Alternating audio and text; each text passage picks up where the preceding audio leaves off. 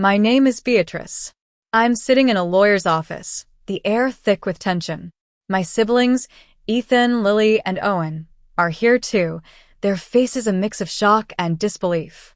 The lawyer, Mr. Thompson, has just revealed a bombshell. My mother, Amelia, had set up an irrevocable trust in 1998, naming me as the sole beneficiary. The trust includes a beautiful lakefront property and a sum of $340,000 in cash. And here's the kicker. My father, Henry, had kept this from all of us for 27 years.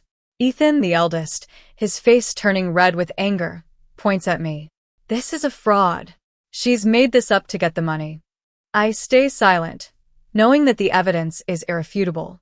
Let me take you back to the beginning. I grew up in a small town, a place where everyone knew everyone else's business. My family seemed normal on the surface, but beneath it all, there was a dark secret. I was 13 when I finally found the courage to speak up about what my father had done to me. I told my teacher, Mrs. Reed, during a quiet moment in her office. She was a kind woman, and she immediately called Child Protective Services. The investigation was a nightmare. My father denied everything, and Ethan, who was 18 at the time, backed him up. He told the investigators that I was going through a phase after losing my mother. Lily, who was 16, cried and begged them not to break up our family. Owen, who was 10, just stood there, watching with wide eyes. In the end, there wasn't enough evidence, and the case was closed. But that same week, my father sat us all down at the kitchen table and rewrote his will. He crossed my name off like I was nothing, saying, "This is what happens when you betray your family." I felt like my world had ended. I moved in with my grandmother, my mother's mother, who didn't ask me to explain. She just opened her arms and said, "You're safe here." Over the years, I built a new life for myself. I worked hard, got my degree in accounting, and landed a job at a mid-sized firm in a city 400 miles away from my hometown. I had a small apartment, a cat named Luna, and a few good friends. I didn't talk about my family, and I tried to forget the pain. Then one Tuesday afternoon in September, my phone rang. It was Ethan. "Dad's dead," he said, his voice cold. "Stroke this morning. The funeral's Saturday. You can come if you want." I sat there, holding the phone, waiting for a flood of emotions. But there was nothing, just a strange sense of relief, followed by a wave of guilt. I had 400 miles and 3 days to decide whether to go to the funeral of a man who had cut me out of his life. I decided to go, not for him, but for my mother. I remembered the promise I made to her when I was 13, that I would always be the kind of woman who finished things, who showed up even when it was hard. I drove back to my hometown, a place that hadn't changed much. The same water tower, the same blinking yellow light at the intersection. I checked into a motel on the outskirts of town and prepared for the funeral. At the funeral, I sat in the back pew, feeling like an outsider. Ethan arrived in a dark suit, looking like he was already in charge. Lily came in, clutching tissues, and Owen followed, looking lost. As I was about to leave, a woman I'd never seen before sat down next to me. She was in her 60s, with silver hair and kind eyes. "Your mother asked me to find you," she said quietly. She reached into her bag and pulled out a sealed envelope. "This is for you," she said. "Your mother's instructions were clear. When Henry dies, give this to Beatrice." I took the envelope, my hands shaking. I didn't open it there, not in a room full of people who had called me a liar for 22 years. That night, in my motel room, I finally opened the envelope. Inside were 3 things: a leather-bound journal, a legal document, and a notarized letter of instruction. The journal was written by my mother. I recognized her handwriting immediately, the same careful script she used to write my name on lunch bags when I was a child.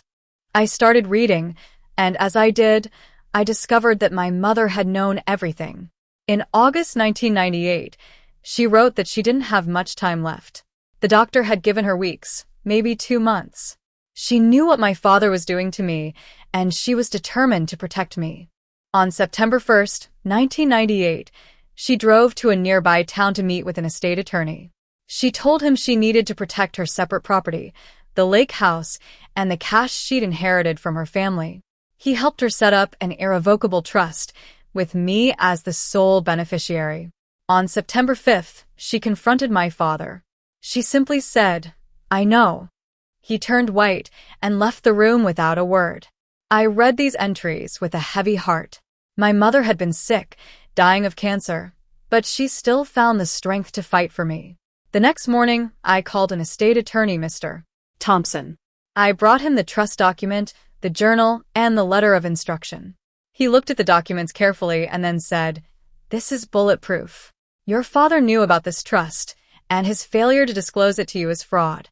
He explained that with compound interest over 27 years, the trust was now worth approximately $1.2 million, including the lake house.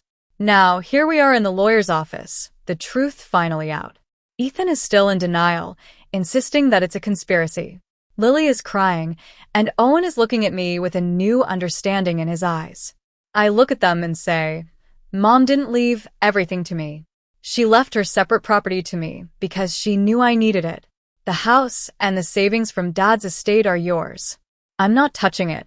Ethan scoffs. "Why you? Why not all of us?"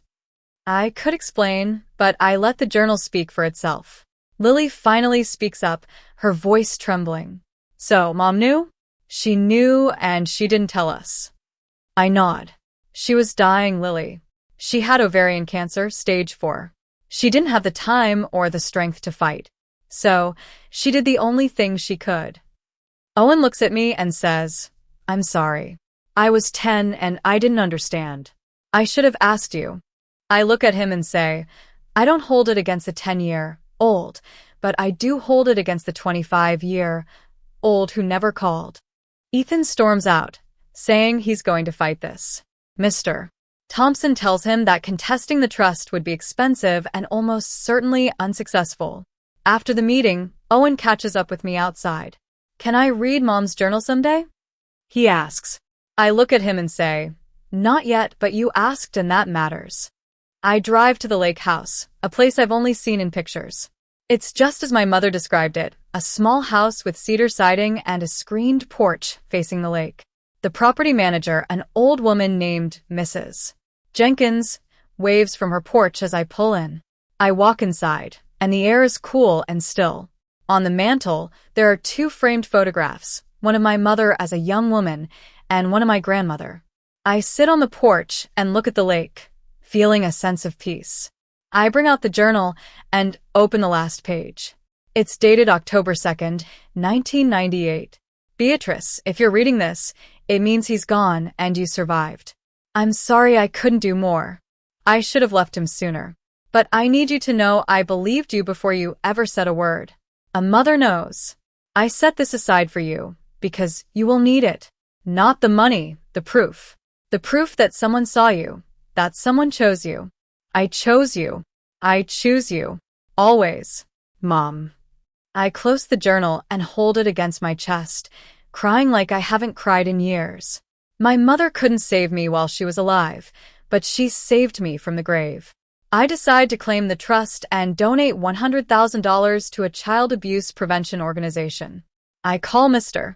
Thompson and he tells me that Ethan's lawyer has reviewed the documents and they're not contesting.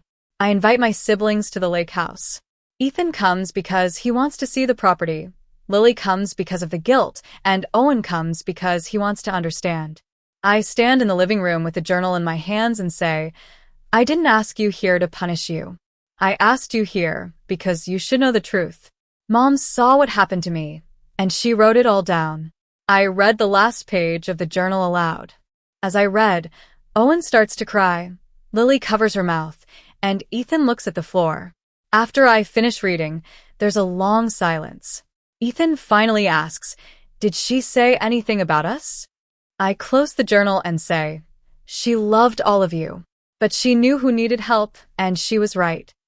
Ethan leaves without a word, but I can see that something has changed in him.